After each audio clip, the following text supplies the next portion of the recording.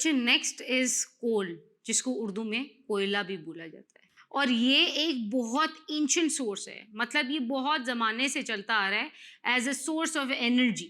और बच्चों ये थर्मल इलेक्ट्रिसिटी के लिए को प्रोड्यूस करने में बहुत इम्पॉर्टेंट है।